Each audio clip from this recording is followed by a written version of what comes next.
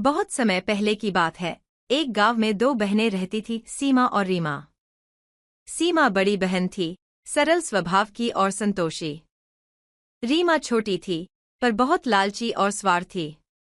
उनके माता पिता की मृत्यु के बाद उन्हें विरासत में थोड़ी सी जमीन, एक छोटा घर और कुछ गहने मिले।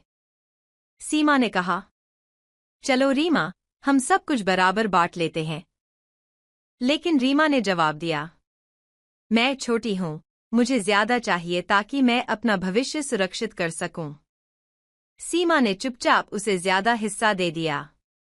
उसने सोचा, रिश्ता ज्यादा महत्वपूर्ण है, धन तो फिर भी कमाया जा सकता है। समय बीतता गया।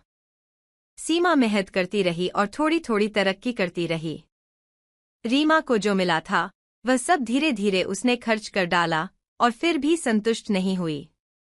एक दिन रीमा ने सीमा से कहा, दीदी, तुम्हारे पास अब अच्छा घर और दुकान है, मुझे उसका आधा हिस्सा दे दो, तुमने तो पहले ही मुझे बहुत कम दिया था।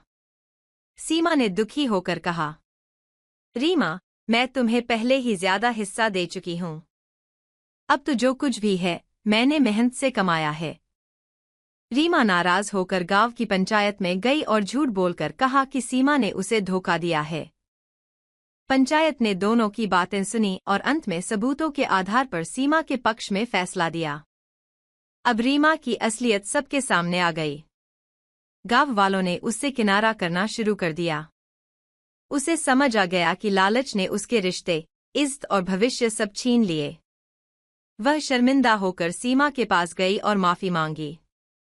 सीमा ने उसे गले लगा लिया और कहा, गलती इंसान से होती है, पर उससे सीखना जरूरी होता है।